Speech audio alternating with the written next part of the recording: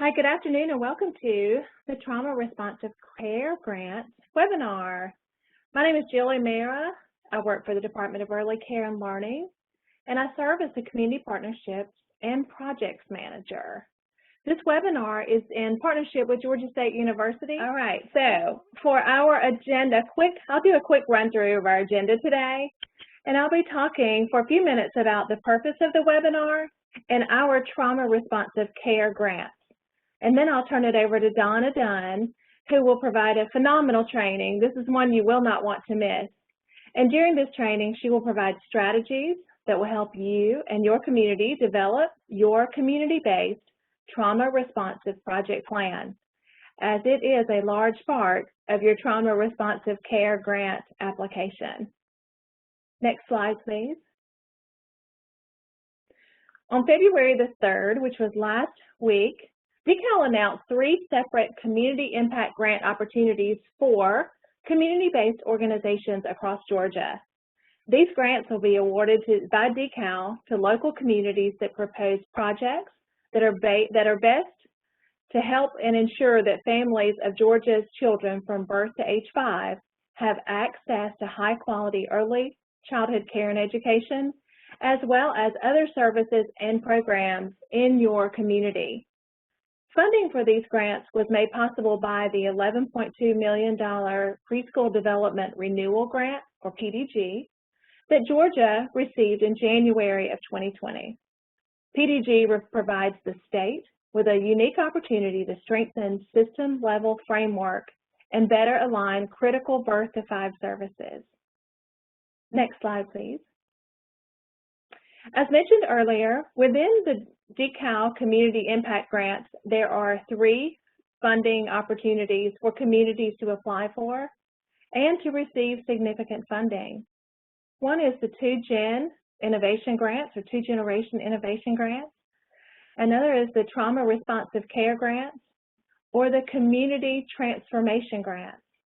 Now today, we will be focusing on the Trauma Responsive Care Grants.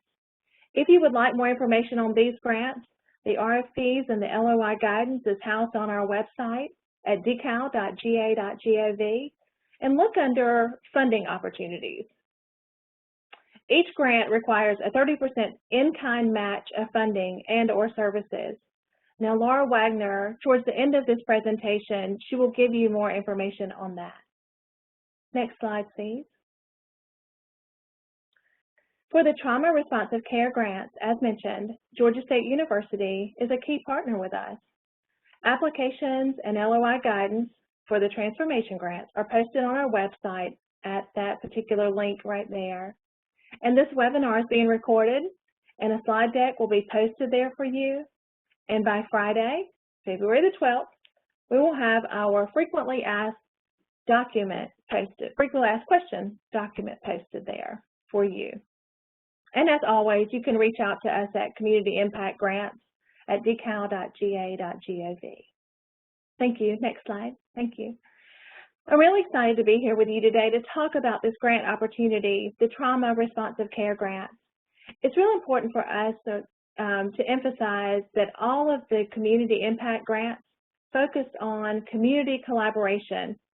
So please keep that in mind, that we are looking for compelling proposals that will strengthen local supports and services for the birth to 5 population across the state. I would also like to take a moment to provide you with some background information on this particular grant. Through funding from Georgia's initial Preschool Development Grant, or PDG, planning grant in 2019, DeKalb offered the first round of trauma grants. These were the Early Learning Leadership Collaboratives, or as we refer to those as the ELLCs. These grants were awarded to 6 counties: Baldwin, Bartow, Cook, Elbert, Evans, and Troup. We had one of those in each of DeKalb's 6 administrative regions. And through a non-competitive grant process, DeKalb had the opportunity to learn a lot from what makes this type of work successful at the community level.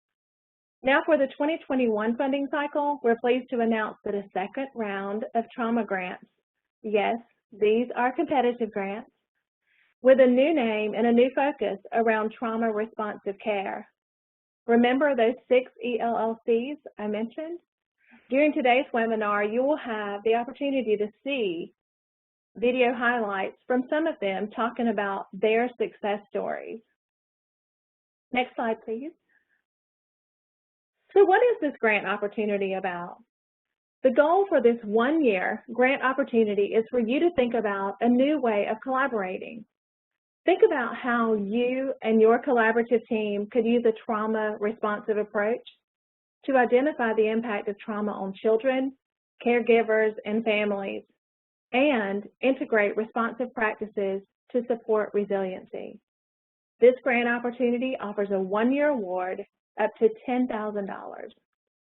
It's also important to know the eligible applicants for this funding.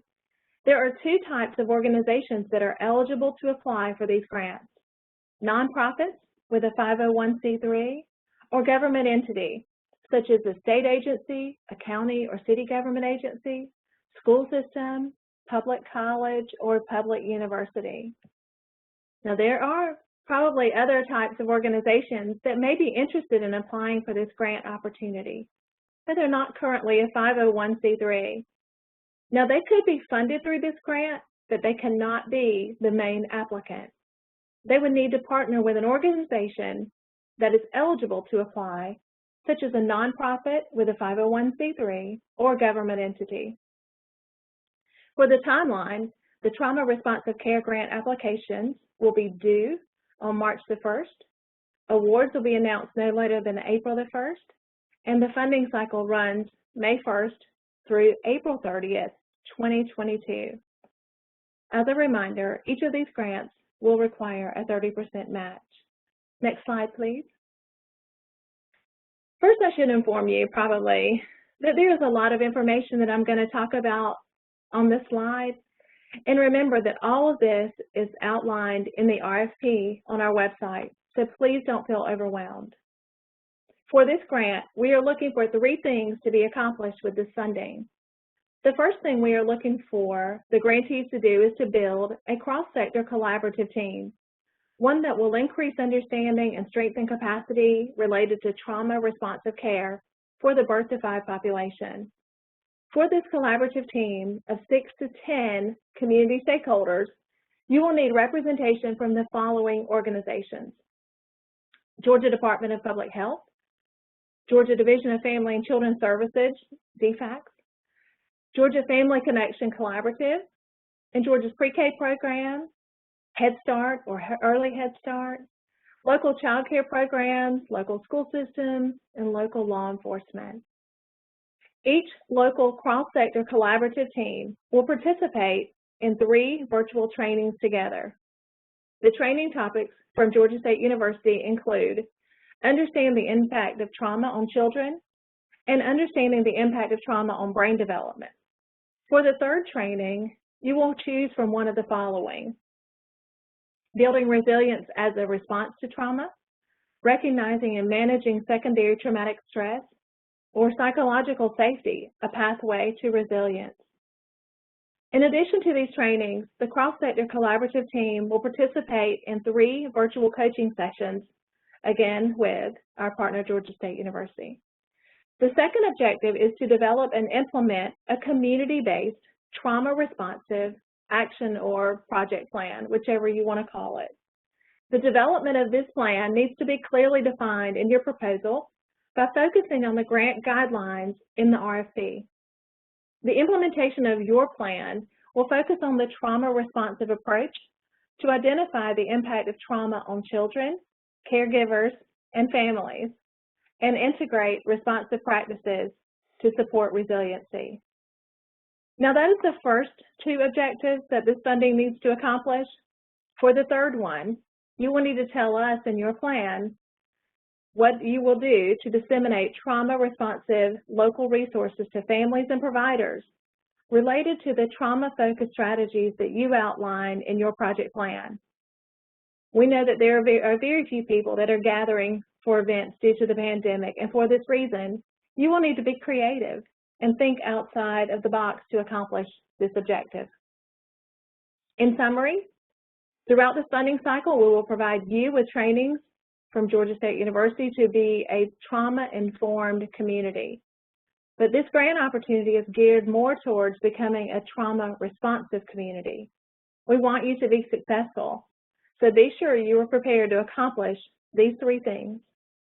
Who you will be bringing to sit at your cross-sector collaborative table and train with you. What will you and your collaborative team strategically plan and implement to become trauma responsive? And 3, how will you and your collaborative team disseminate local resources to families and providers related to trauma-focused strategies? Next slide, please. Oh, go back one, please. Thank you. Next, we want to share with you some potential trauma-responsive grant ideas. We want you to think about ways maybe you could host a community event. We know it's probably going to be virtual, but somehow that you could promote your vision and strategies for becoming a trauma-responsive community. How could you support opportunities to connect families impacted by trauma with community-based services? How could you distribute trauma-informed resources and books for teachers and young children?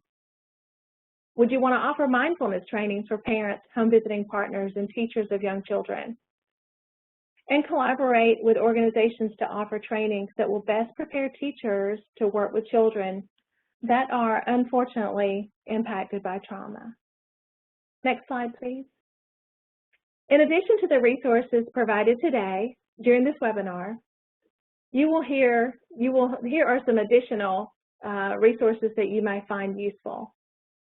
From National Child Traumatic Stress Network, Services for Families of Infants and Toddlers Experiencing Trauma. Greater Good, they offer a guide to well-being during coronavirus. Resilient Georgia, Building Community Resilience for Families, and the ACES Connection. Next slide, please. And because we are the state agency that handles Birth to 5 early childhood education in Georgia, we want to ensure that you have access to support for the Birth to 5 population. From DeKalb, if you're looking to find licensed child care programs in your county, ones that are child care learning centers and family child care learning homes. If you're looking for information on child care and parent services, our CAPS program that assists low-income families with the cost of child care. If you're looking for data using our integrated data system, you can check out our cross-agency child data system. Or, of course, you can reach out to us, and we can connect you with one of our amazing community coordinators. These are some additional resources or organizations that have data sources that you may find useful. Georgia Early Education Alliance for Ready Students, also known as GEARS, Get Georgia Reading, Kids Count Data Center, and Voices for Georgia's Children. Thank you for tuning in with us today to hear about the Trauma Responsive Care Grant opportunities. And to get this training started, I will now turn it over to Donna Dunn.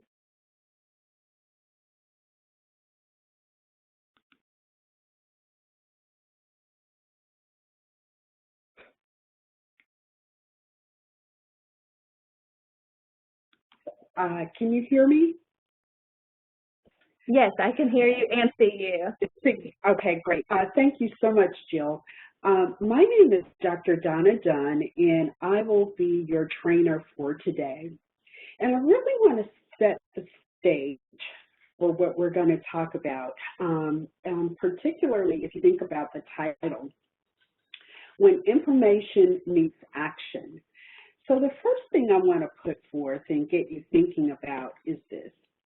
The purpose of our session today is to really help you fine-tune your ideas and to generate increasing trauma responsiveness in your organizations and in your communities.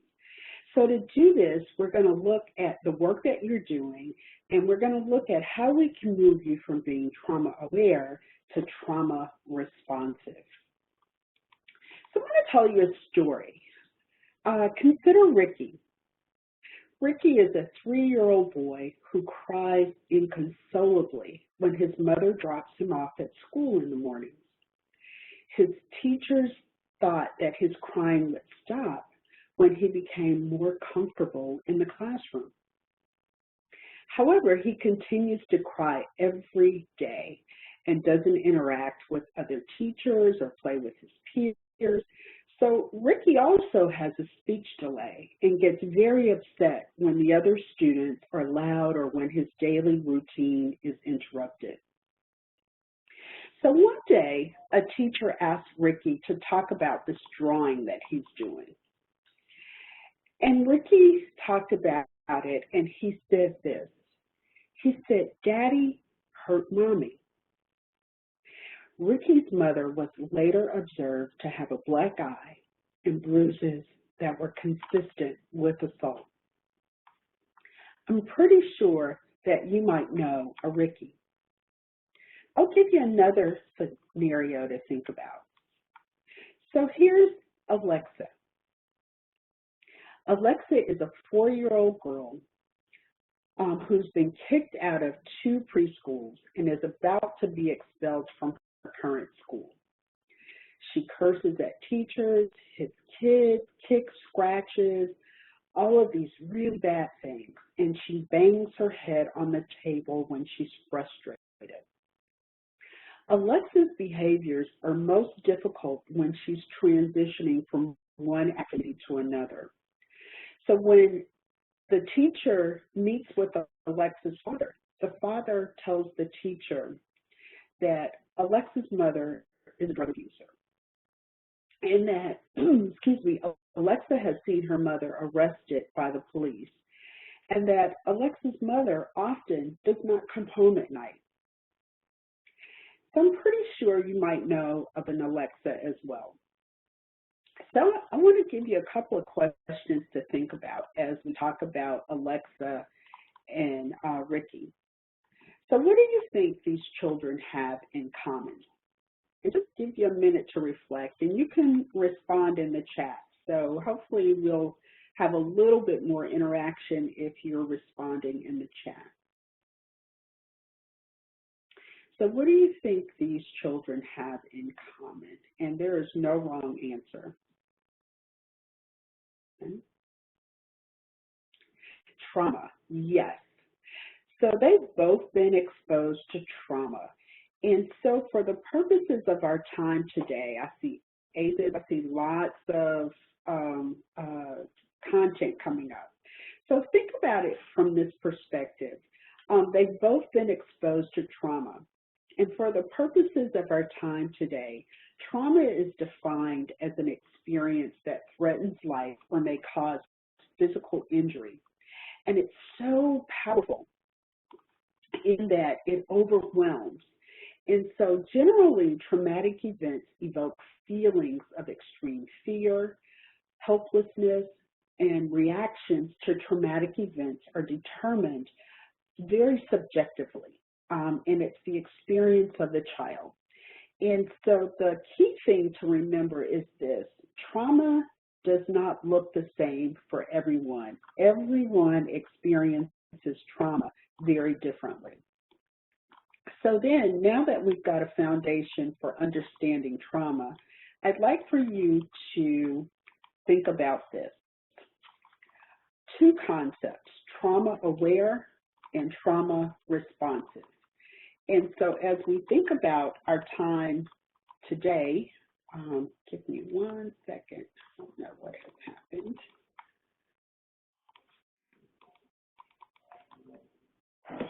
I'm sorry, my office mate is on my computer. My cat has his claws on the computer and I couldn't move anything. So I apologize for that. So 2 things to think about: trauma aware and trauma responsive. And I'll ask you, just kind of reflect for a minute and think about the difference between trauma aware and trauma responsive. And if you can, share your answer in the chat. I'll give you a couple of seconds.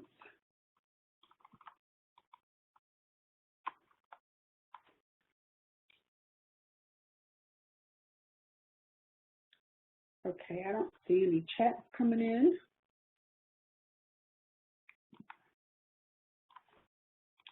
All right, so I'll tell you the difference. The difference is this.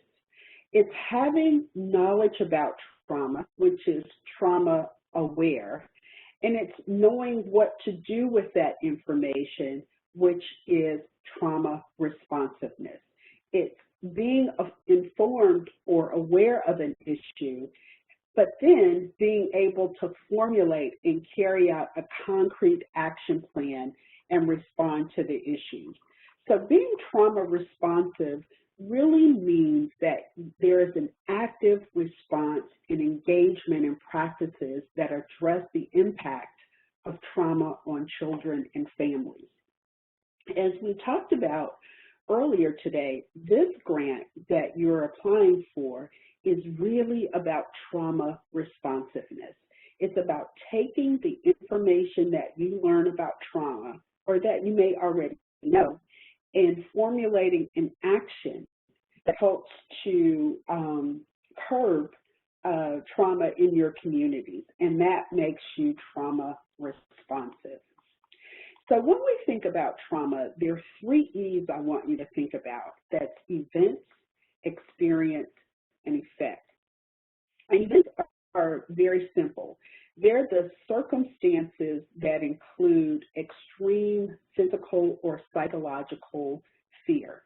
So it could be a natural disaster, it could be some kind of violence, it could be severe life-threatening neglect, but it's the actual circumstance that occurs. It can be a single occurrence or it can be repeatedly over time. So the second thing I want you to think about when you think about trauma is the experience. And it's the individual experience that you have of these events. So a particular event may be experienced as traumatic for one person and not for another.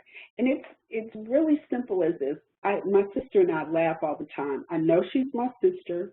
I know we grew up in the same household, but our experiences or how we talk about growing up are very different. And so we laugh and we say, are you sure we grew up in the same household?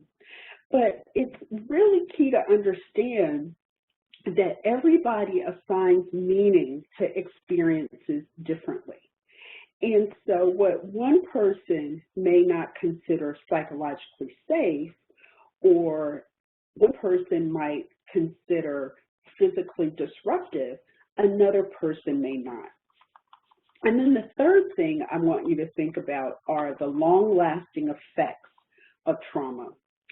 And the effects are a critical component of trauma because it's these adverse effects that occur either immediately or they may be delayed. But it is the duration of those effects that really can have an impact on a child. So an example of adverse effects can include an individual's inability to cope with just normal stresses and strains of daily living. It may hamper their ability to trust or build a relationship. It may hamper their ability to think or regulate their behavior. And so survivors of trauma also have very highlighted impacts.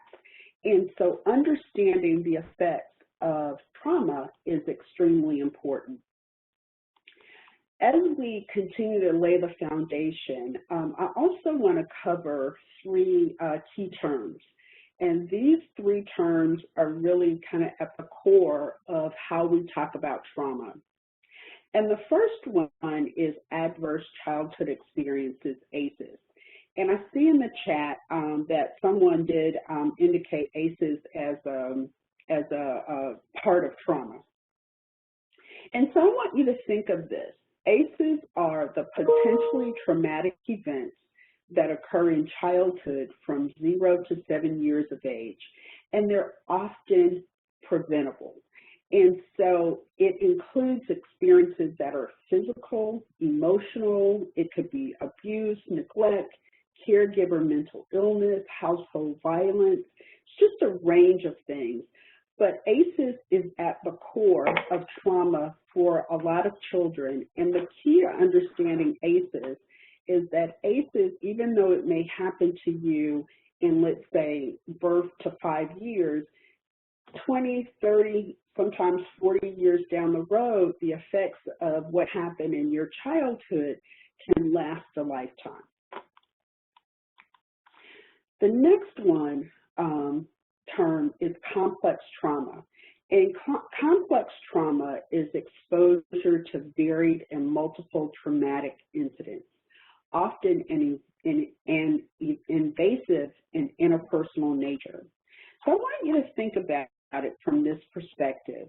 Sometimes young people grow up with a lot of bad things, or maybe they hardly grow up with good things, or maybe both. But sometimes when the bad things happen so often, you might think that your life is just how it's supposed to be. And so it means that you start to internalize and feel like, this is my life. I don't expect anything better. I expect bad things to happen. And so it could be trouble at home, maybe grown-ups fighting all the time or not giving children enough to eat, warm clothes. But it's those bad things that happen over time, over and over again, and often happen to the person who is your caregiver. And so those kids are thrust into a situation where they have no emotional support. And so when that happens, it becomes complex trauma because there's so many things that are moving and happening that it becomes complex in nature. So the third term I want to talk about very briefly is toxic stress. And so toxic stress really explains how ACEs can get up under your skin.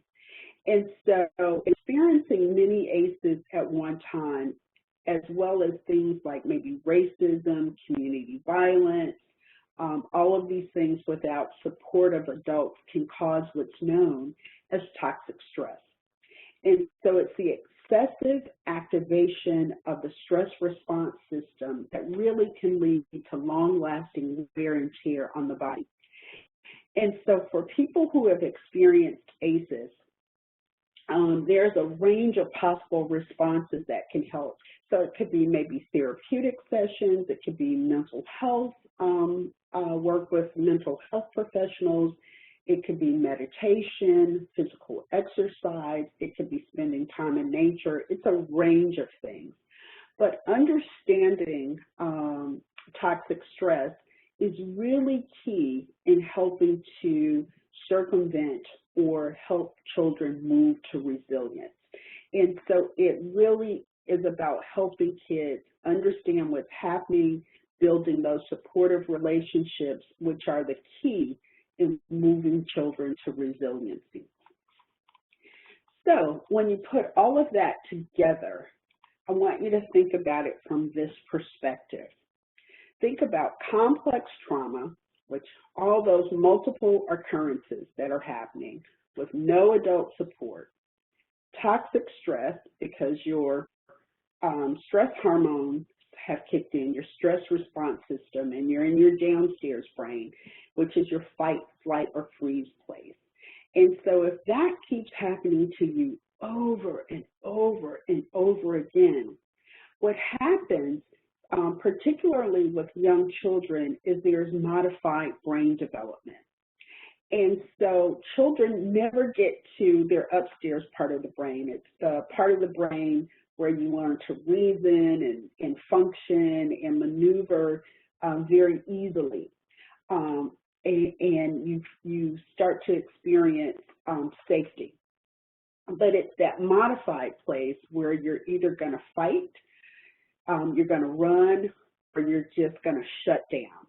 And so key to understanding this is that 1 in 4 school-age children are exposed to trauma.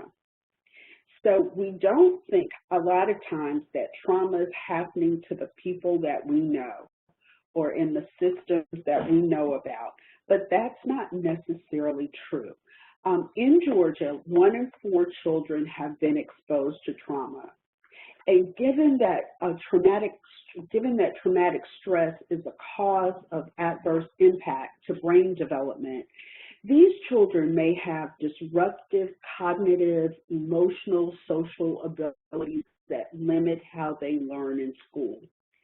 Also, having a high ACEs score, especially where children experience trauma from adverse experiences, puts them at a really high risk for disruption to learning and to be able to learn. So I'm going to ask you a question. I'll give you a few seconds to answer. Using the chat area, respond to the following question. So how does knowing this information about 1 in 4 children in Georgia being exposed to trauma, how can that impact your work, or how can that impact what you might be thinking about in terms of programming? So I'll give you just a few seconds.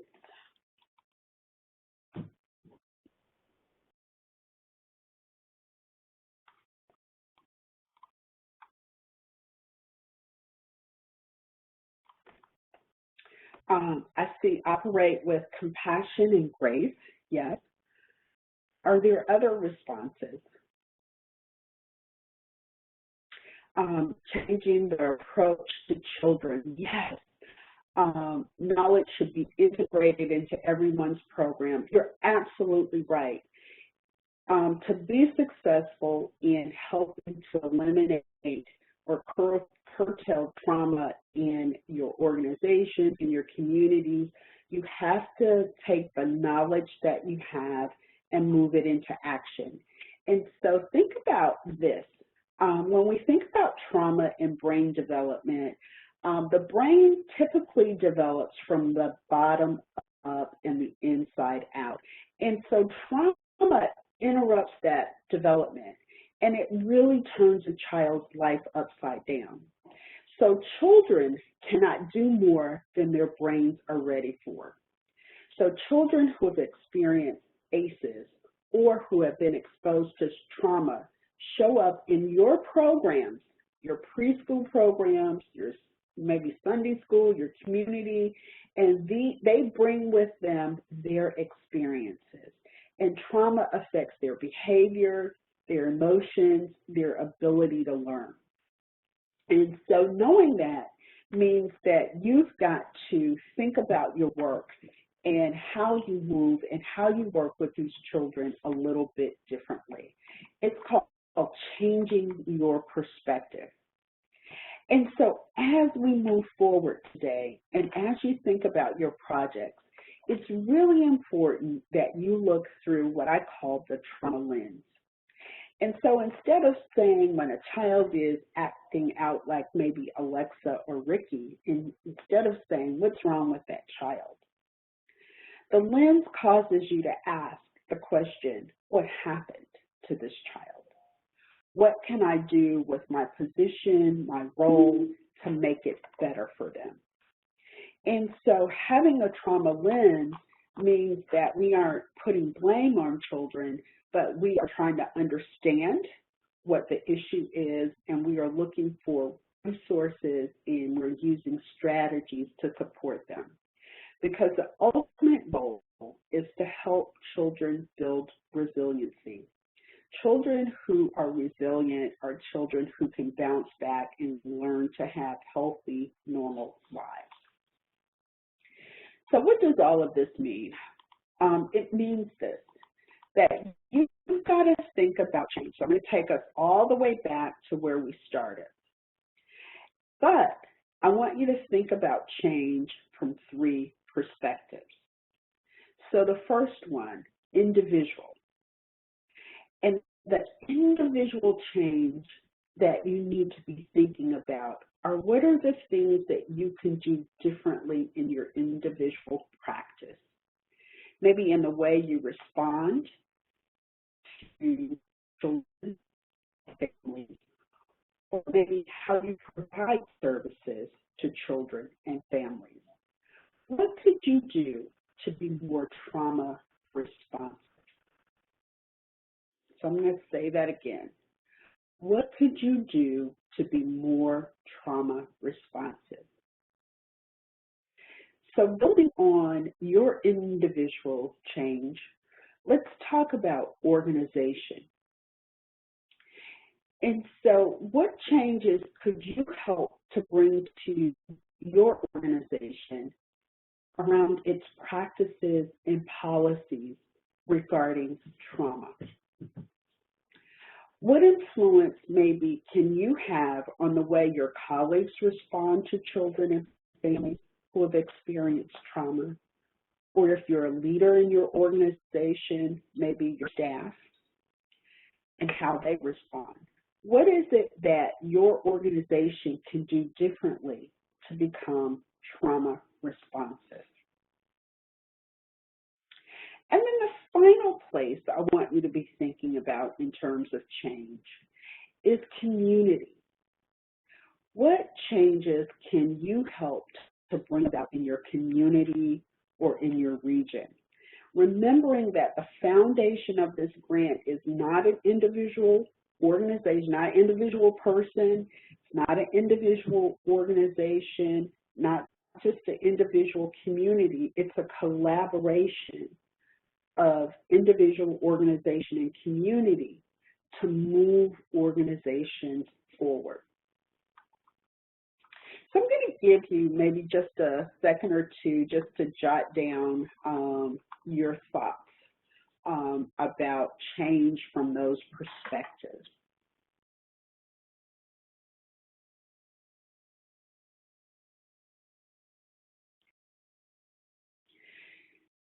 Okay, so here's the challenge or the charge that I'm giving you, because we're going to move into a place where you get to see what some of the other programs have already done.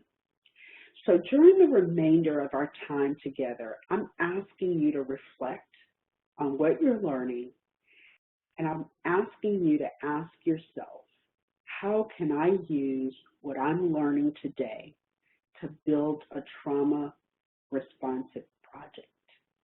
So how can I use what I'm learning today to build a trauma responsive project? You may also identify ways that you can do things differently in your work personally, or maybe with a specific organization. I'm really asking you to remain open to the possibilities.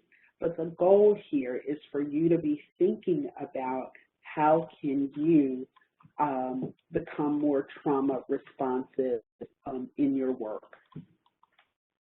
So here are 4 areas that are key characteristics of trauma-aware systems. So remember, we're moving from trauma-aware to trauma responsive. So trauma-aware, we're getting all this information so that we can put some action in place. So in a trauma-aware system, all parties involved in the system recognize and respond to the impact of traumatic stress. So they understand that traumatic stress is real, and they have programs, processes in place so that people can recognize it and move into action. Programs and agencies within the system really infuse and sustain trauma awareness, knowledge, and skills. And so it becomes a part of their organizational culture, their practices, their policies.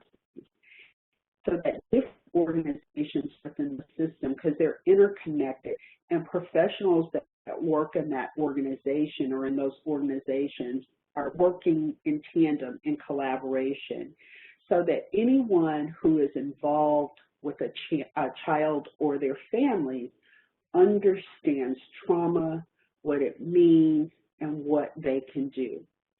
And then, you know, we're in COVID, and you hear all the time, follow the science. Well, the same thing is true in this instance. The best available science is used to facilitate and support recovery and resilience.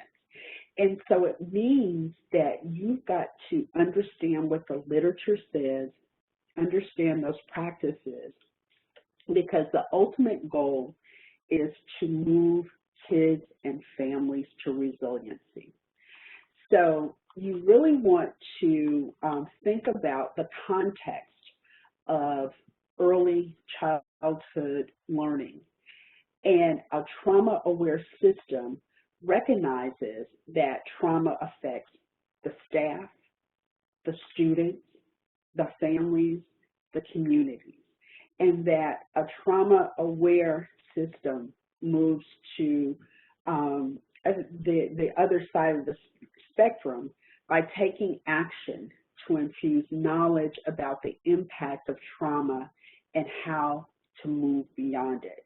So one of the things that you need to be thinking about is, how does this impact within your organization? How does it impact the children you serve, the families, and then ultimately the community? So I'm going to give you some strategies. And I'm also going to share with you what other organizations have done. So when you think about a trauma-informed system, service system, there's 6 essential elements.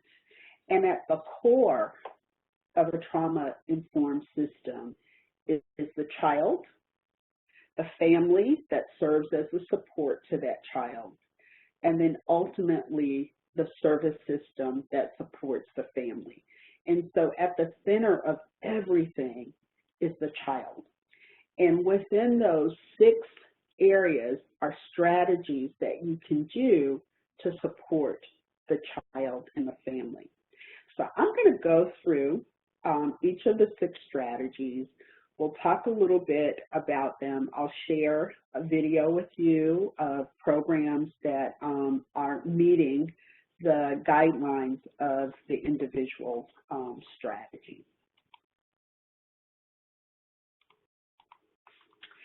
So the first piece of the strategy you want to think about is this: maximizing physical and psychological safety for children and families.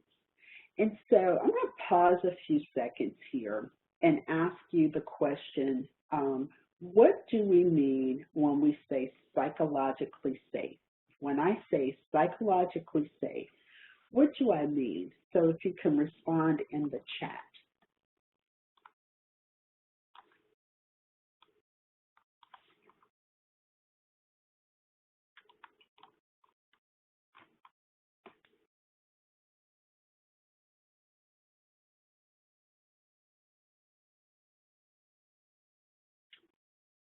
No perceived threat, yes. No emotional abuse or trauma, okay. All right, I'll wait for a couple more.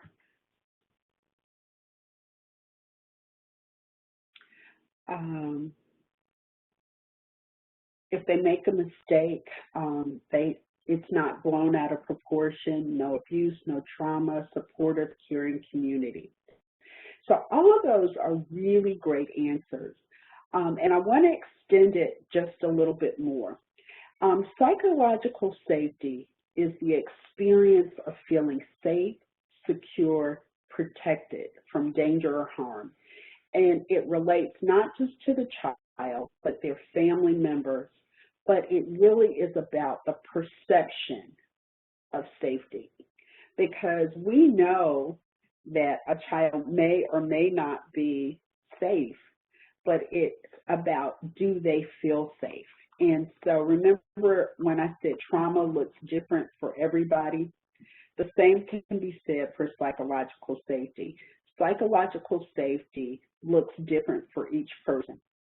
So we know that a child can technically be physically safe, but not psychologically safe. So you can be in a safe place as a child in school. We know that no harm is going to come to you, but if you don't feel in your mind that you're psychologically safe, then you don't feel safe.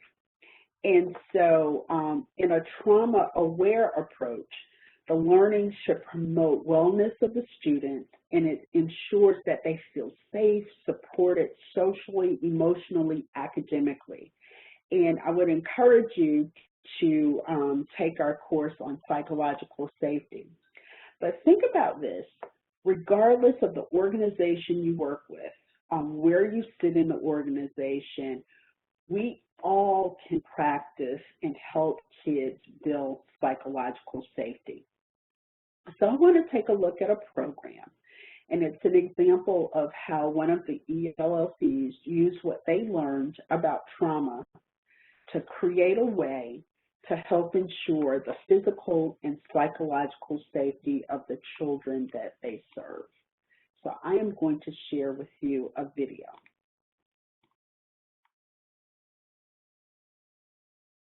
We were so excited about this grant opportunity, and we put together a list of stakeholders that included representatives from CASA, DECAL, District 4 Public Health, our domestic violence shelter. We had the outreach officer for LaGrange Police Department.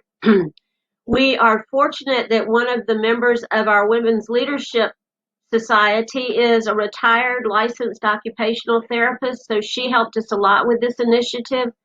We also had representatives from Troup County School System, the Troup County Juvenile Court, United Way of West Georgia, and Troup Family Connection Authority. So we had a very comprehensive group who worked with us. So then we needed to let people know what a peace place is. And a peace place is a place for a child to go to calm themselves down when they're a bit overwhelmed. They may have had a sleepless night, somebody may have been sick at their house, mom and dad may have had a fight, something could have happened that morning or the evening before that really upset that child. They don't know how to talk about it, but they really aren't in a good situation to be around other kids. They may not understand what they're feeling. They may want to strike out at other children. They may want to talk out. They may want to cry, but they're just not in a really good place to be part of a classroom at that time.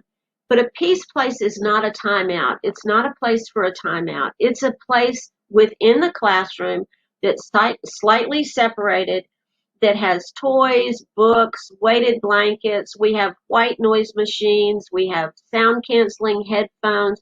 And it's a place where a child can find activities that are soothing to them, and they can have a few minutes of alone time to really get themselves back together. So as I mentioned earlier, we are very, very fortunate that we have a licensed occupational therapist who is an active member of our Women's Leadership Council. And she and our Success by Six coordinator, this is an example of what a classroom would get when they got the peace place. They come in a plastic bin, everything's loaded into there. There's a night light if it's kind of dark in there and the child wants to put on a battery powered light. We've got that. We've got blankets. It's just, personally, I really feel like this was an incredible idea that our team came up with.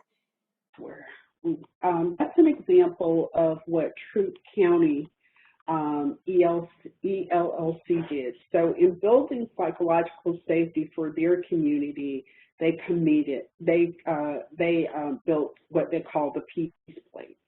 So I'll ask you this, thinking about that and what they did in terms of building the peace place, how might you use this information to build a trauma responsive project?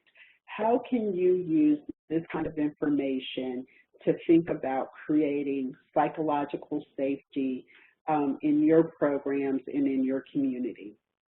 And so I'll give you a few minutes to jot your ideas down in your participant guide.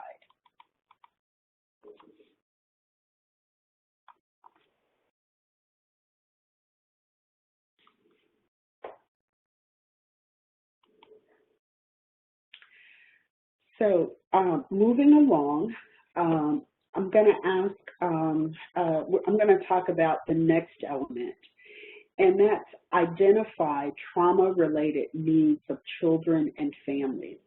So this is a core element in a trauma-aware system that organizations have to have that information, because when you can recognize and value the identification of children who are vulnerable to traumatic events, then you can build programming that tailors specifically to their needs.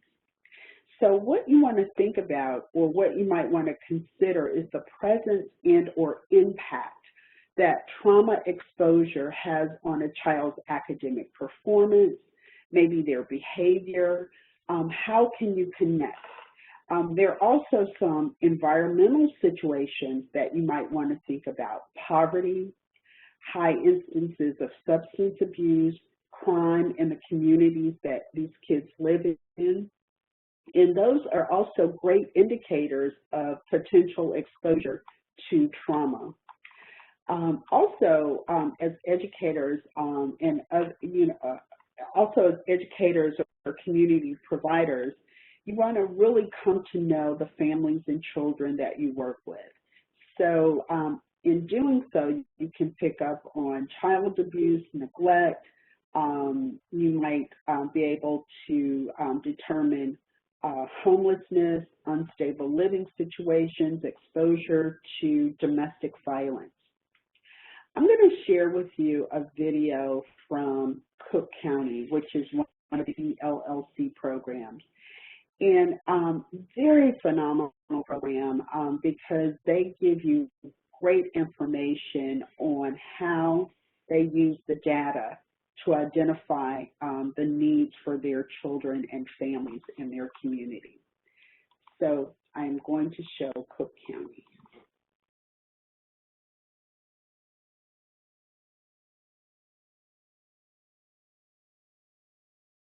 For those of you who are not familiar with Cook County, we're a small rural community in deep South Georgia. We're about 30 miles north of Valdosta. It's a community that has a long history of persistent poverty, serious health inequities, and social indicators and determinants of health that we'll say are less than ideal. Now, when our partners work to develop this strategic plan that leads all of this work, of course, the process was data-driven. And there were very specific reasons why literacy and education rose to the top to be in that first priority position. Some of those reasons are, for example, that 20% of adults in Cook County, 1 of every 5 adults, has less than a high school education. Our 3rd grade reading proficiency rate is only 29% compared to the Georgia average of 42%. 68% of children ages 3 and 4 in our county are not currently enrolled in pre-K or early education. And we've done some work digging into those census tracts, and we find in some of the neighborhoods those numbers are actually as high as about 90% not enrolled. And then child poverty, sadly, in our community right now is at 37% compared to the Georgia average of 21%.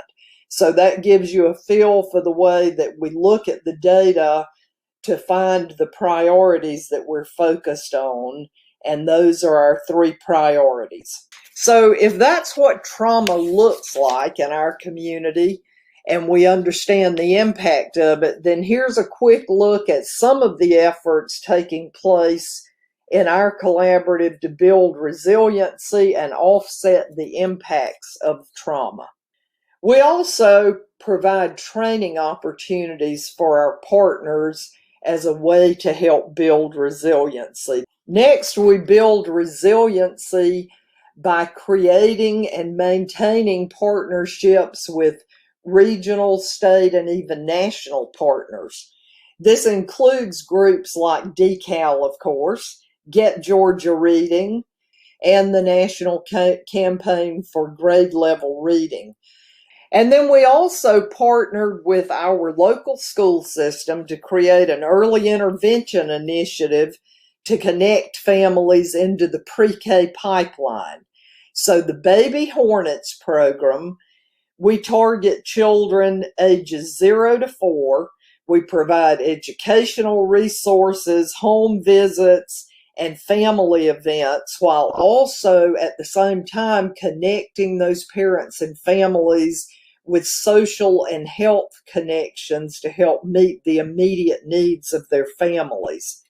We also work to support our child care and early learning partners by providing additional funding for them, resources, special events, supplies, and of course, plenty of storybooks and learning materials for them.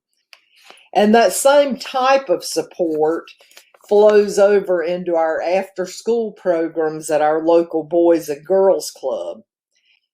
And of course, we try to offer art and creative learning events with our partners as it relates to and reinforces literacy.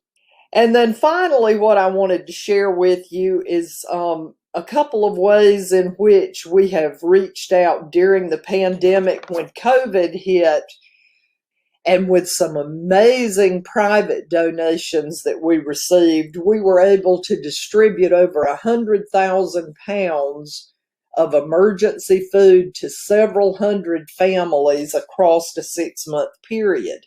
So we began including storybooks, crayons, art supplies, and learning materials in all of our food deliveries to help keep children learning through that process.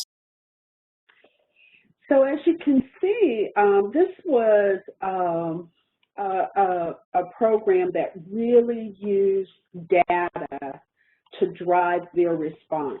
And, you know, being a data-driven person myself, I think following the data can give you the information that you need to be able to build a programming that's very meaningful. So I'll give you a few seconds to do a reflection and thinking about your community and thinking about what you just learned. How can you use data to be more trauma responsive? What do you think, based on the data that you've heard or you have, might be the most pressing needs in your community? The wonderful thing about what the Cook County team did, they didn't just focus on one area. They used the data to be very specific, to pinpoint what was going on in their community. So I'll give you a couple of seconds to just think about that.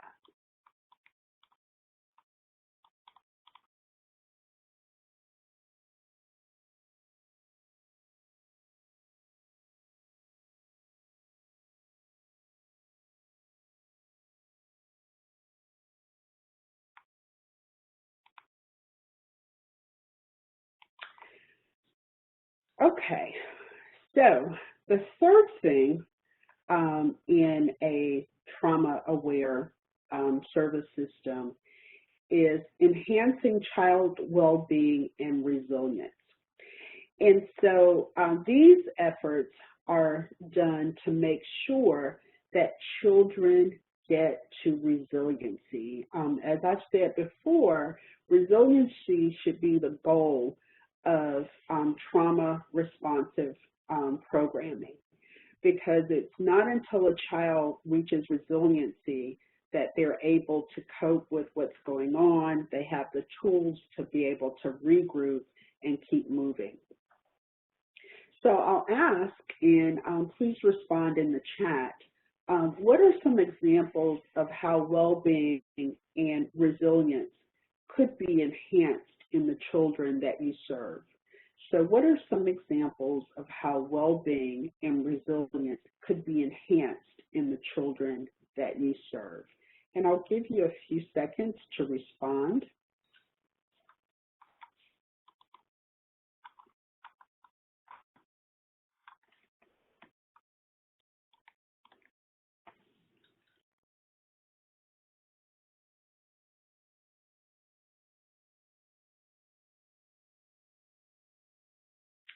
So as the responses are coming in, okay, I see affirmations to counteract negative words spoken. Yes.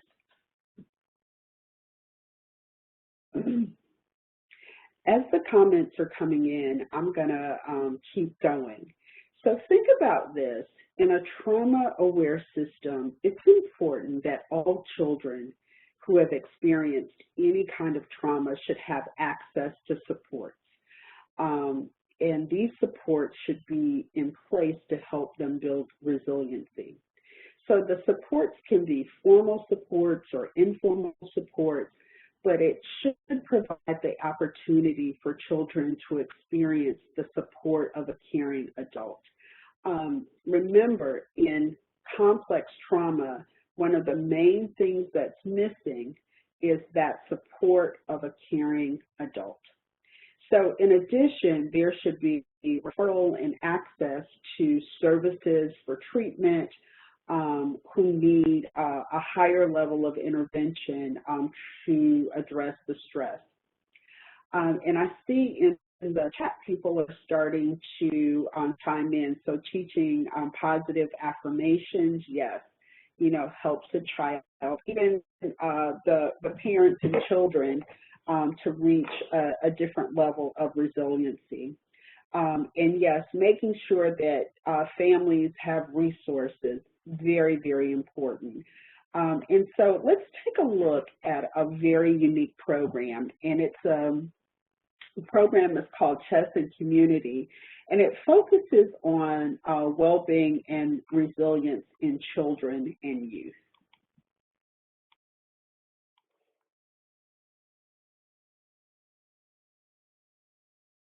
My name is Lemiola Roach. I'm the Executive Director of Chess and Community, which is a youth empowerment organization focused on helping to develop the next generation of leadership and helping a lot of these young people work through the traumas that they have pretty much inherited and teach them from the community way of how to become resilient, how to work with it, or how to work through the trauma. How did I begin to do the work that I'm doing? I think it would begin by, when I was young, you know, I've been through a cycle of different things and seen things and had traumatic experiences. And there were always elders in the community that always sat me down, that was patient with me, that understood some of the challenges that I was going through and carefully walked me through it. Now, through the game of chess, you know, some elders would just sit down and say, look, if you learn this game, it would teach you how to look at the world. And they would just sit me down and play chess with me, and that was like a form of therapy in some aspects. So when I began to work with kids who were cycling through the juvenile system, I saw that it was the same blueprint that poverty, the trauma, the absent parent, the lack of community support, the same blueprint that these kids were cycling through that caused them to just carry this level of pain. And we always like to say, when you take that pain and you direct it inward, it's depression. When you take that pain and you project it outward, aggression. So these kids never learned outlets to release that pain. So what I try to do with the game of chess was just kind of introduce them to play the chess, but use it more as a counseling or a therapy session to help them see their world, see what they're going through a different model using a game of chess. And I think that's important. Oftentimes we always talk about how do we help kids walk through this, work through these issues, and oftentimes we may see the issue much different from how the child see it, or we see it through our lens, our 30-year-old, 40-year-old, 50-year-old lens, and not put ourselves in a position of a 16-year-old. Because oftentimes we forget we were 15. We forget we were 16 and we worked with some of those same issues. So when I just took it simple, it says chess and pizza, chess and ice cream, began to incorporate 1 hour a month and just bring youth together, some individually, others more as a collective, as a group, because there's something about this peer counseling, this peer mentoring, allow them, when they realize that all of us are going through or cycling through the same mess, then they begin to start thinking about, okay, how do we resolve this? So what I've done with Chess and Community was find a way to get the youth to begin to have this dialogue, but through chess, through board games, through poetry, through the music they listen to. Use the tools that they are, use where they're at. And instead of going where, that's social work. Don't meet them where you're at, meet them where they're at. Okay. Let's talk through this a little bit because I know some of you are probably thinking chess is a little too advanced for the children that you work with. So I want you to think about it from this perspective. Chess is the tool in a program like this that you use to build resiliency. So what can you do that's age appropriate for the children that you work with? So even though they're working with older children and they're using chess, think about what tool could you use to build resilience. And the point, whether it's working with older children or working with younger children, is that the point is the same. Being a part of a trauma-aware system is implementing strategies that support child well-being and resilience. So I'll give you a few seconds to think about this and jot some notes in your participant guide. What are some things that you could do to support resilience and well-being in the children you serve or the children in your community? What programs or what tools do you have that could be expanded to work on a larger scale? So I'll give you just a second.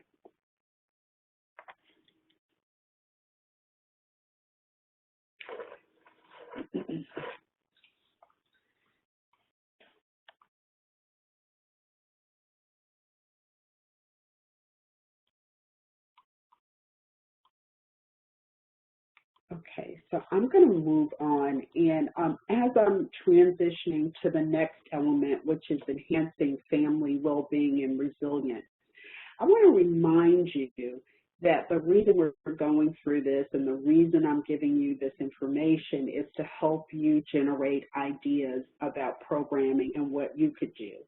And so you guys are awfully quiet, and I can only gather that this is probably a lot of information to take in in such a short period of time. But hopefully this information gives you a place to start thinking about your programs and how you can maybe take something that you're already doing and extend or create something new. So we're going to talk about how do we enhance family well-being. So we talked about the child, and remember, chess is the tool, but there are other things that you can use.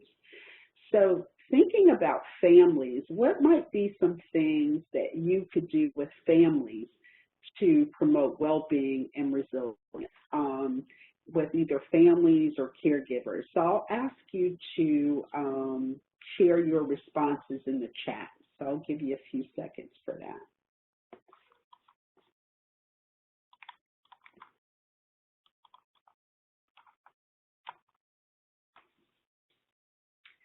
Yes, family reading nights. One of the ELLCs did that, and it was really, really well. It went over very well. So family cafe, game nights, yes, family game night. And in light of COVID, because you can't come together, there are so many ways to do it using technology or outdoor spacing. So y'all got that one. Yes, family talent show. I would participate in that. I've got my talent show act ready whenever someone asks me to do it, but no one ever asks. But I just want to reinforce what you're saying because your comments are spot on. And so think about this. We know that the parents of children who have experienced that complex trauma have often experienced trauma themselves. Trauma begets trauma in a lot of places. And so either as adults or in their childhood, they know what it feels like. So caregivers really need education about trauma and how it impacts them and their parenting abilities. If you're a hurt parent, it's hard for you to not put that onto your children. So these parents especially need services that help enhance their protective capacity and their resilience so that they are better caregivers. And so just like children, caregivers may need extended mental health treatment, they need maybe support to recover from their traumatic experiences. They have needs and they need support systems just like their children. So in the next video, I want to show you what one of the ELLCs did, Baldwin County, and how they use their resources to educate parents. We also had a great opportunity to offer some parent training for the parents of students at the Early Learning Center. And one of the great gifts that we had that truly was just one of those things that happened very unexpectedly is that Dr. Melissa Sadin and Dr. Julie Beam were in Atlanta doing a training conference up there. And in our going through this whole process, Dr. Sadin was one of the folks that was consulting with us each step of the way as we're developing our plan and going through the things that we wanted to see happen during the grant funding cycle and then the sustainability piece afterwards. When we found out they were in Atlanta, we just threw it out there. Would you or Dr. Bean be available to come to Milledgeville and offer our parents a training? And lo and behold, they were able to come. We were able to work it out. They came after the conference one day and offered the training, and we had 30 parents show up. I don't know what it's like in your community about getting folks to come out in the evenings, but we find it difficult to do that. So having 30 parents there was really a significant number for us. And they were able to come and to provide some initial training for our parents that, of course, part of our hope is that we'll continue these parent trainings throughout the school year, not only at the Early Learning Center, but to branch them out to all of our schools. And we have 4 elementary schools, 1 middle school and 1 high school, in addition to the Early Learning Center. And a lot of great feedback from the parents. They were able to, in that short hour and a half training, really have some opportunities to listen and to learn and also to ask questions. And both Dr. Beam and Dr. Sadin are just wonderful folks to interact with parents. So that was an added benefit that we hadn't expected that we would be able to offer. And the parents also had a packet of resources that they were able to take home with them, not only on how to deal with trauma with your children, but perhaps your own trauma that you had experienced in your own life. So they had a great foundation to get started with. Great. So let me just say this. Attention to family well-being and resilience is really important in young children. And so thinking about what we discussed early on about ACEs and the experience of trauma in the family, know that caregivers are part of the process in helping children recover from trauma. But they can't do it if they have a difficult time being whole themselves. And so as part of being trauma aware and moving to trauma responsiveness, we've got to consider how can we support parents so that they are happy, healthy, and whole, and that they can raise children who are happy, healthy, whole, and resilient. So thinking about your projects, what can you potentially do in your projects to engage, educate, and support the families of the young children in your program? What can you do to potentially engage, educate, and support the families of the young children in your programs? So I will give you a couple of seconds. And I see someone added just recently a family education series on trauma? Yes, very important, very important.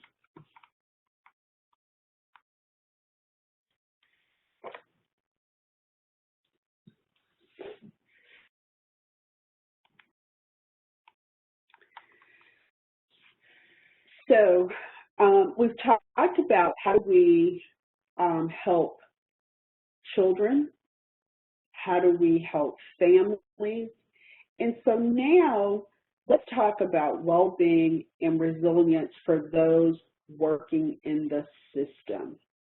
And this group of people is often overlooked.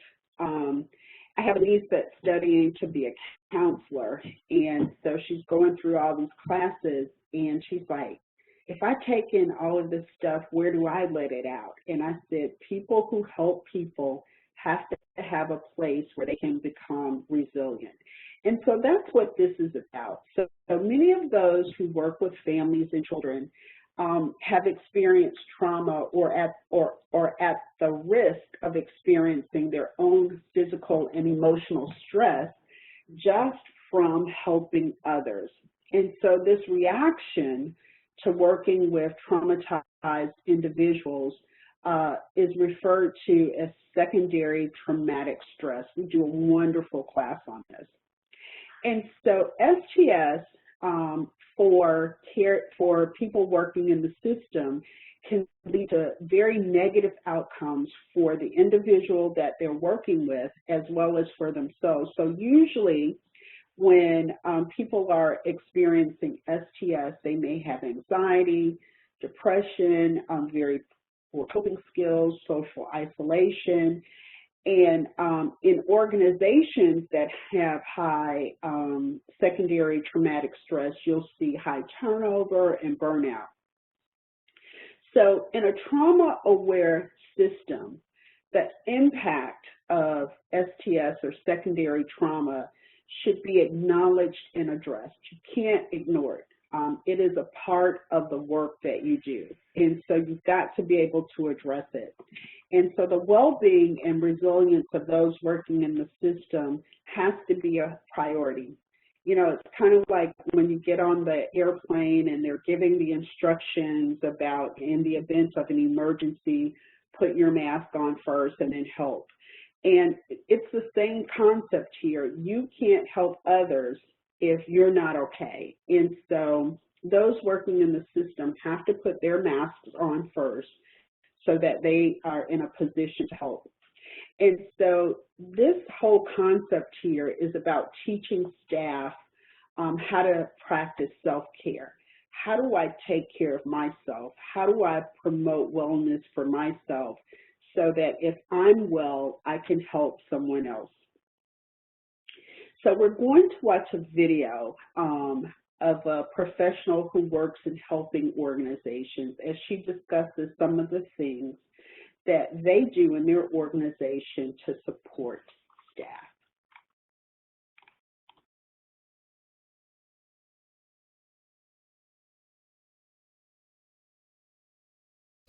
So how we go about addressing secondary trauma is first understanding what it is. Here at MAC, we've gone through a process called sanctuary certification.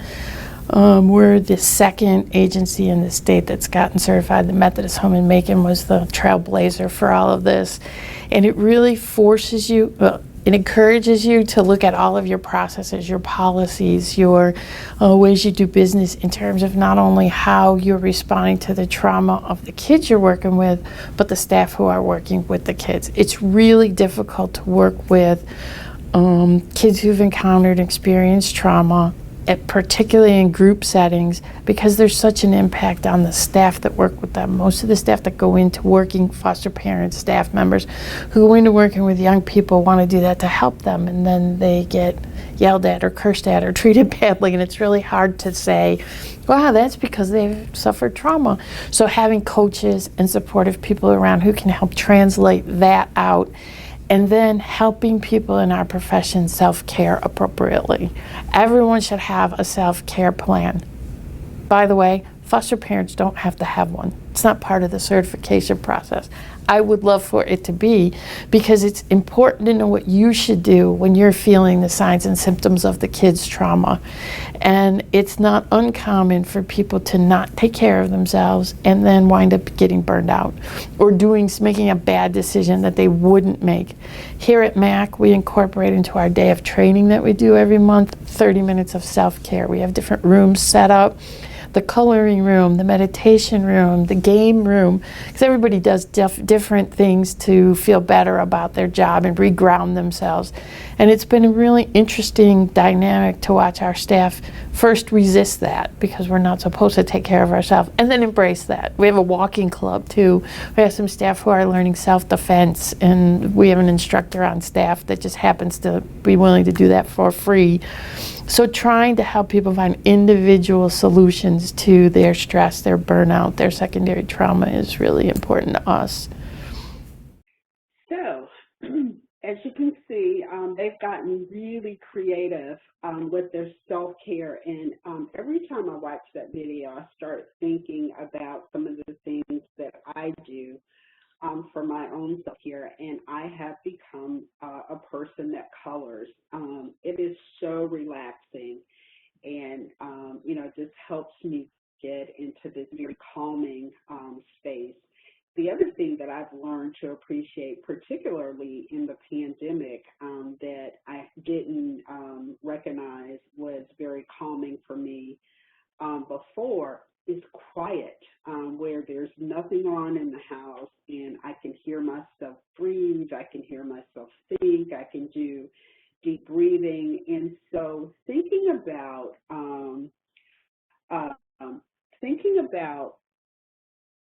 the secondary traumatic stress and self-care, what are some things that you could do? How might you be able to enhance resilience and well-being for those who work in early care and learning organizations? What could you do? I see someone's doing Girl Trek. I was introduced to Girl Trek by a very, very wonderful person, and so I love it. I can't wait till it warms up again so I can get out, because I was just telling someone earlier today that walking is a very personal self-care thing for me, being outside. Yes. And so, what are some things that you could do in terms of bringing that to the organizations that you work with? Okay, so we're going to keep going. I see you guys are waking up. Yes, I love it. Okay, so you're waking up as we're getting to the end, but I get it, right after lunch.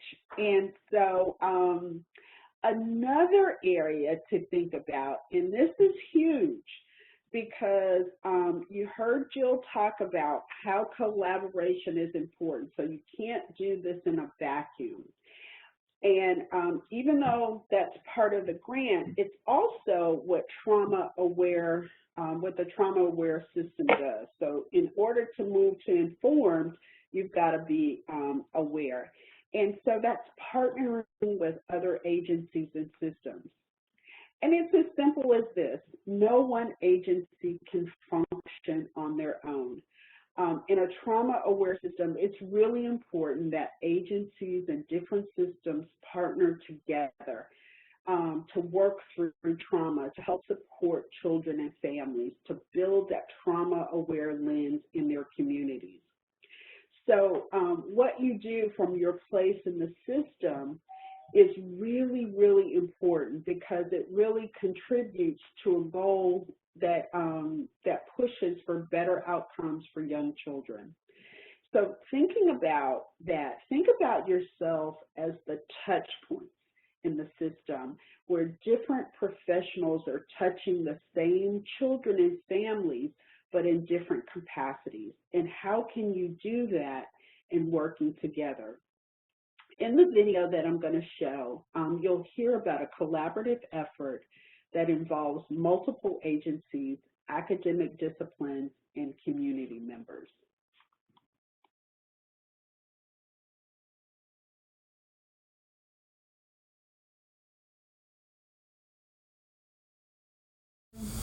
Well, as part of our effort to become a trauma-informed community, we encouraged staff people from different agencies as well as other members of the community to participate in the trainings. And then we hosted a series of movies that related to this, like Paper Tiger and others, and then had a community-wide summit called Awareness to Action.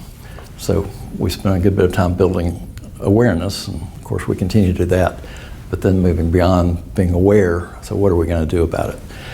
And so at that summit last year, we had 240 members of the community show up.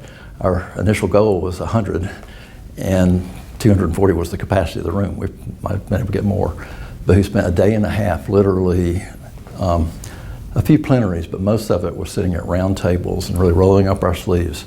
How are we going to use knowledge about trauma to be more responsive? And so the healthcare system, the schools, public safety, we had the police there, the hospitals, the schools, university people, and Department of Juvenile Justice. And out of that came a lot of strategies and a lot of activity. And most of the partner agencies now have adopted at least the intent to become trauma-informed. For example, the school district has been sending teams to national trainings specifically around becoming trauma-informed school system. And each school is charged with becoming a trauma-informed school. And they've done things like one of the elementary schools has a quiet room, and they've taught children about mindfulness and responding to stress. And if they are feeling too much stress, they can go to the quiet room and breathe deeply and calm down. And just a lot of smaller things like that, which can be major for a child or anyone. And then some larger things, the Advantage Behavioral Health System, which is our public mental health system here. Something like 23 of their staff have become trained to be trainers of public safety personnel. And so they've done some preliminary training with all our police officers. And the goal is to go deeper with that. So as you can see, they really reached across their community to bring in different facets. So again, I'm going to ask you to think about your work, your project, what you're thinking about. What agencies can you partner with in your community, and how can you partner? You know, technology now gives you a really far reach, particularly in the times that we're in. And so if you want to bring people together and do breakouts and discussion, you don't have to do that in person if people are afraid to. You definitely can use technology. But again, I'm going to encourage you to reflect, and I'll give you a few minutes, few seconds to reflect. What agencies can you partner with in your community, and how?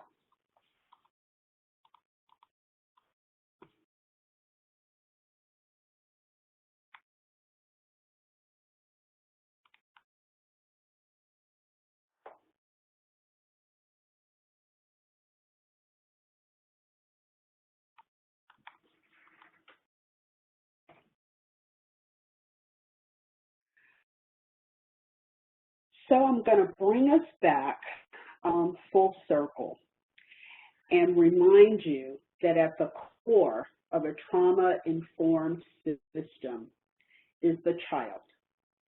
And everything that we do supports that child.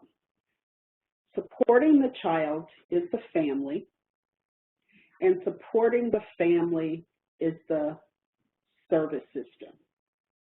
Within that service system, there are 6 elements that you need to think about.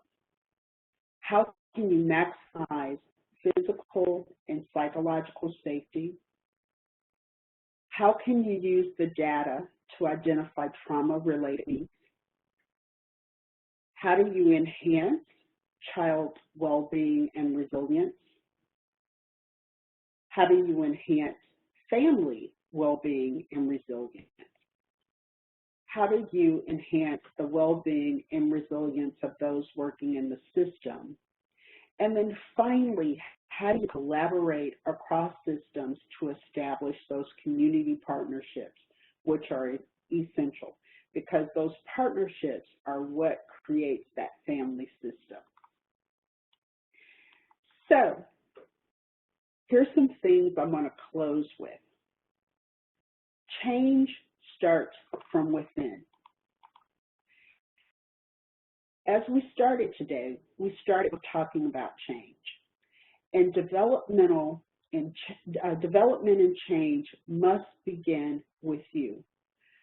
Be the building block for the resources that you already have control of or have access to, while you're working to acquire additional resources. So how can you take what you have and start to build on it? Each child you work with should feel, each organization you work with should feel empowered to create change within the sphere of influence that you have. What are your current resources? How can you build on what you have? And then ultimately, change doesn't always happen quickly, and it's not just this big thing. Sometimes it's the small steps that you take towards building a solid foundation for community-wide support. So the thing that I encourage you today is to start where you are. Think about this. What's going well in your community or within the organizations that are in your community related to children and family services? And how can you leverage that for something bigger and greater? By the same token, what could be improved in your organization or other community organizations?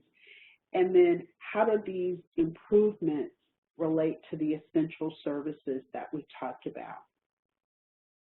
What are your specific ideas for creating change and making those improvements? So how can you leverage what you know?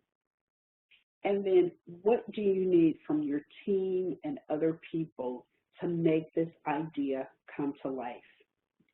Remember that this is about growing, and this is about creating a space where children and families can move from traumatic experiences to resiliency. Thank you for your time, and I am going to now toss to Laura Wagner.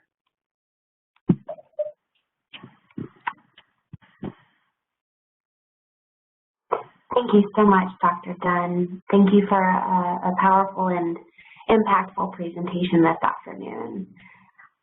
So we wanted to spend just a few minutes talking through a few important questions that we anticipated that you all might have regarding the application process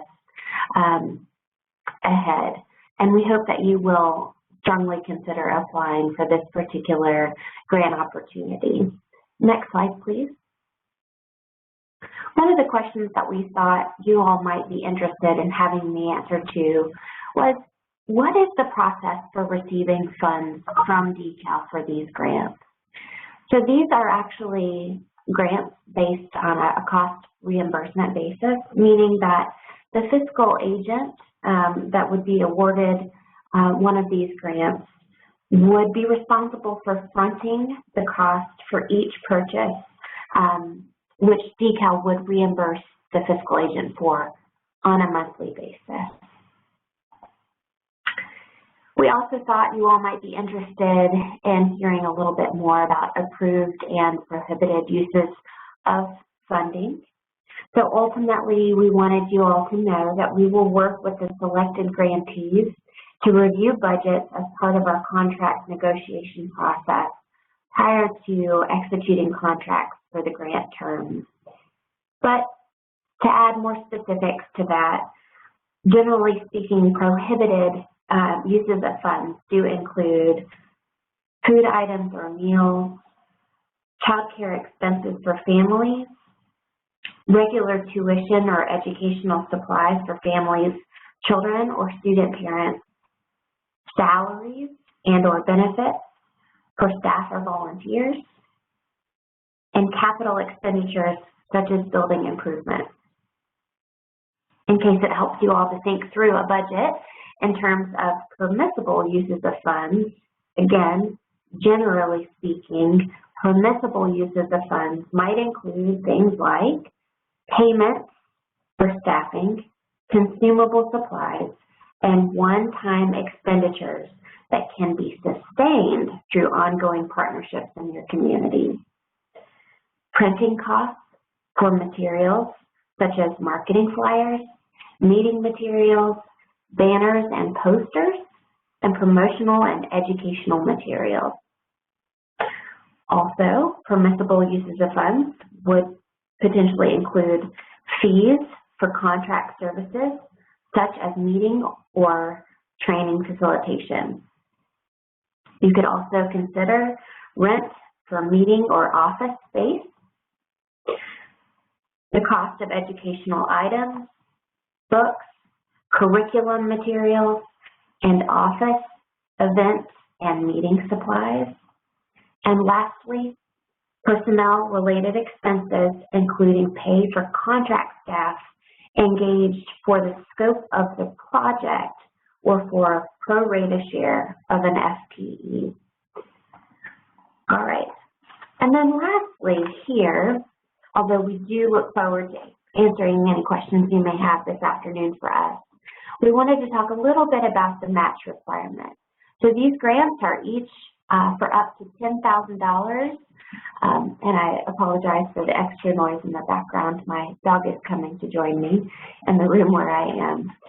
These are $10,000 grant awards each, meaning that a 30% match would require each fiscal agent or community to come up with $3,000 to add to that budget of $10,000 that DECAL would contribute to your work.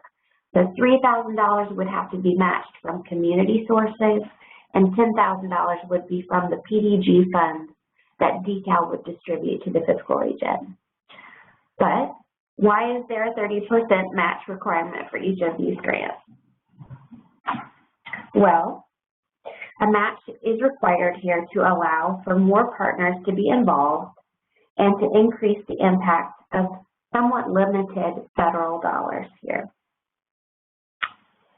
What would be counted as a match for these grants would include cash and third-party in-kind contributions. These must be verifiable. They cannot be included as a match for any other federal award. They must be necessary, reasonable, and allowable, and must be included in the DECAL-approved budget that I mentioned just a minute ago. And lastly, related to the match here, how will you document the match? The documentation for the awardee's match may include a certification of hourly rate for employees, invoices documenting the purchase of supplies or equipment, or other documentation as requested by DECAL. So we do hope that that information might be helpful for you all as you're thinking through a potential budget for your proposed project in your community. And again, we're really looking forward to hearing about your ideas that come through in your proposal. Great. Well, thank you so much. Any last words, Jill? No, I'm just so appreciative for everyone who has joined us today for this training. And I appreciate the presenter, Dr. Dunn. I appreciate you. And of course, Deidre and Laura and Amy behind the scenes who kept it all together for us. So it was a great day. Thank you again. Absolutely. And I'm sure that they have any other questions, they just need to reach out to you. And your contact information was on the RFP, correct? It's under Community Impact Grants at decal.ga.gov. But remember, we will have a frequently asked question document out by Friday that's going to answer a lot of these questions. Be there as well. All right. Wonderful. Well, thank you guys so much for coming, and have a great rest of your afternoon. Thank you.